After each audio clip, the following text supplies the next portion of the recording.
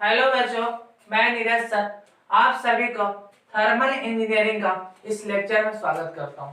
आज हम लोग थर्मल इंजीनियरिंग का एक विशेष न्यूमेरिकल करने वाले हैं जो एसपीटी के एग्जाम में हर बार 4 मार्क्स में पूछता है और वह न्यूमेरिकल मेरा ये रहा। ये मेरा न्यूमेरिकल है। ये refrigerator maintain at 15 degree temperature by extracting heat. Extracting heat करने का मतलब जब हीट निकल रहा है दैट इज कोल्ड बॉडी, तो उसका टेम्परेचर को हम लोग क्या मान लिए हैं T2। हीट और रेफ्रिजरेटर पे हीट कितना दिया जा रहा है 1.5 kilo joule per second from the refrigerator if the ambient temperature is 13 degree C. कहने का मतलब एटमॉस्फेरिक टेम्परेचर उस समय कितना है 13 डिग्री सी, तो उसको मान लिए T1।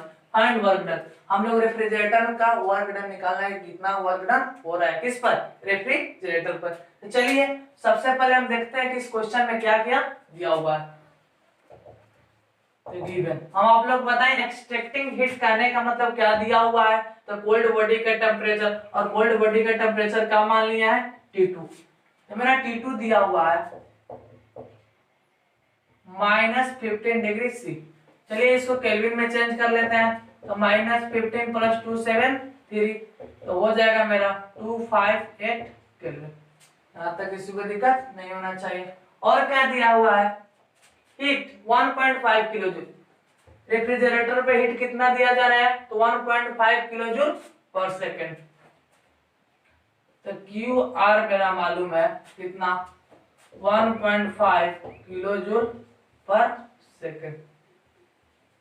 चलिए किलो जूल को जूल में चेंज कर लेते हैं, तो 1.5 × 1000 जूल पर सेकेंड, तो हो जाएगा मेरा 1500 जूल पर सेकेंड। यहाँ तक कोई दिक्कत नहीं होना चाहिए। From the refrigerator if the ambient temperature atmospheric temperature, कहने का मतलब मेरा T1 दिया हुआ है। T1 कितना दिया हुआ है 13 डिग्री सी, तो 30 डिग्री सी। तो चलिए इसको भी केल्विन में चेंज कर लेते हैं, 30 + 273 तो मेरा हो जाएगा 303 केल्विन। यहाँ तक आप लोग को दिक्कत नहीं होना चाहिए। Find the work done of refrigerator. हम लोग का क्या निकालना है WR निकालना है। हम लोग जानते हैं कि रेफ्रिजरेटर का COP निकलता है, तो रेफ्रिजरेटर का COP हम लोग निकालेंगे, और आप लोग COP निकालने का फॉर्मूला जरूर जानते होंगे। वी नो डेट हम लोग क्या करते हैं जानते हैं, क्या जानते हैं तो COP of refrigerator, COP of refrigerator क्या होता है सर, तो मेरा होता है रेफ्रिजरेटर पर जितना हीट सप्लाई किया जाता है और उसका जितना वर्क डन किया जाता है, दोनों का क्या होता है रेशियो होता है। कहने का मतलब लिख सकते हैं Q1 बटा में Q1 - Q2, या Q2 लिख सकते हैं, कोई दिक्कत नहीं है। चलिए या लिख सकते हैं T2 बटा में T1 - T2, यहाँ तक कोई दिक्कत नहीं है। T2 मेरा मालूम है, T1 मेरा मालूम ही है, तो यहाँ से क्या निकाल सकते हैं रेफ्रिजरेटर का COP। चलिए निकालते हैं, तो COP ऑफ रेफ्रिजरेटर T2 कितना मालूम है हम लोग को 258, T1 कितना मालूम है 303 -258, तो मेरा हो जाएगा 258 बाई हो जाएगा, इसका सब्ट्रैक्ट कर लेते हैं, 58 × 60 और 40 45 हो जाएगा, तो मेरा कटने के बाद आ जाएगा 5.733। यहाँ तक किसी का दिक्कत नहीं होना चाहिए। अब फिर अगेन COP हम लोग को मालूम ही चल गया, QR मालूम है, यहाँ से क्या निकाल सकते हैं WR निकाल सकते हैं। अगेन COP ऑफ रेफ्रिजरेटर का वही फार्मूला लगाएंगे, कौन वाला तो QR बटा में कौन सा WR। चलिए COP कितना मिला है हम लोग को 5.733, यहाँ तक कोई दिक्कत नहीं है। QR कितना दिया हुआ है 1500 जूल पर सेकेंड, यहाँ से क्या निकाल सकते हैं WR, इसलिए WR बराबर हो जाएगा 1500 बटा में 5.733। इसको हम लोग काटेंगे तो 261.64 जूल पर सेकंड मिलेगा। चलिए इसको एक बार फिर समझ लेते हैं।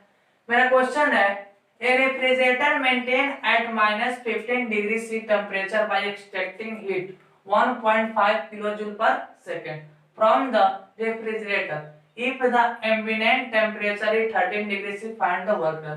कहने का मतलब जब एक्सट्रैक्टिंग हीट हो रहा है मतलब हीट जब निकल रहा है, कहने का मतलब कोल्ड बॉडी का टेम्परेचर। तो हम मान लिए एक डायग्राम में कि कोल्ड बॉडी का टेम्परेचर T2 है और एटमॉस्फेरिक टेम्परेचर क्या मान लिए T1 मान लिए, और ये मेरा रेफ्रिजरेटर है जिस पर कौन सा काम हो रहा है WR हो रहा है। चलिए सबसे पहले देखते हैं कि इस क्वेश्चन में क्या क्या दिया हुआ है। इस क्वेश्चन में सबसे पहले T2 दिया है। T2 कितना दिया था -15 डिग्री सी, जिसको किस में चेंज कर लिया हम लोग केल्विन में चेंज कर लिए। केल्विन में चेंज करने के लिए क्या किया जाता है 273 को क्या कर लेंगे ऐड कर लेंगे तो मेरा हो जाएगा 258 केल्विन। फिर क्या दिया है QR कितना जूल दिया जा रहा है हीट तो 1.5 किलो जूल, तो किलो जूल को किस में चेंज कर लिए जूल में चेंज कर लिए तो मेरा हो गया 1500 जूल पर सेकंड। उसके बाद T1 कितना मालूम है एटमॉस्फेरिक टेम्परेचर 13 डिग्री सी, इसको भी किस में चेंज करनी है केल्विन में, तो मेरा कितना होगा 303 केल्विन। क्या निकालना है WR रेफ्रिजरेटर पर कितना काम हो रहा है उसी को निकालना है वर्क डन ऑफ रेफ्रिजरेटर। तो हम लोग जानते हैं कि COP निकालता है किस चीज का रेफ्रिजरेटर का, यहां से निकाल लिए हैं COP ऑफ रेफ्रिजरेटर। क्या हो गया फॉर्मूला जानते हैं QR बाय WR, हीट बटा में जितना वर्क डन होता है दोनों का रेशियो निकालते हैं तो वही हो जाता है COP ऑफ रेफ्रिजरेटर। या लिख सकते हैं Q2 बटा Q1 माइनस Q2 या T2 बटा T1 माइनस T2। T2 बटा T1 माइनस T2 लिखने से हम लोग का आसान हो जाएगा क्योंकि T1 T2 और T1 दोनों क्या है हम लोग को मालूम है। यहाँ से हम वैल्यू पुट कर दिए, T2 का मालूम है कितना 258, T1 का कितना मालूम है 303 और फिर T2 258। यहाँ से करने के बाद COP ऑफ रेफ्रिजरेटर मेरा आ गया 5.73। फिर यहाँ तक किसी को दिक्कत नहीं होना चाहिए। अगेन अभी हम लोग फॉर्मूला लगाए थे कि COP ऑफ रेफ्रिजरेटर क्या होता है QR बाय WR, तो QR हमको मालूम है था। अब यहाँ से हम लोग को COP रेफ्रिजरेटर का मालूम है पड़ गया, यहाँ से फॉर्मूला पुट करके WR निकाल लेंगे। WR मेरा हो जाएगा 261.64 जूल पर सेकंड। ये क्वेश्चन हम लोग SBT में इस बार भी कितना मार्क्स में पूछेगा 4 मार्क्स। और एक नोट पॉइंट एक ऑब्जेक्टिव आप लोग का आएगा, ऑब्जेक्टिव कि COP ऑफ पॉम का COP क्या होता है 1 प्लस COP ऑफ क्या होता है रेफ्रिजरेटर। ये 100 में 110% बोल सकते हैं कि ये क्वेश्चन क्या करेगा ऑब्जेक्टिव में पूछेगा। अगर ये वीडियो आप लोग को पसंद आया तो प्लीज लाइक शेयर कमेंट और मेरे चैनल को सब्सक्राइब कीजिए। इसी तरह का इंपॉर्टेंट न्यूमेरिकल डेली आप लोग को प्रोवाइड किया जाएगा।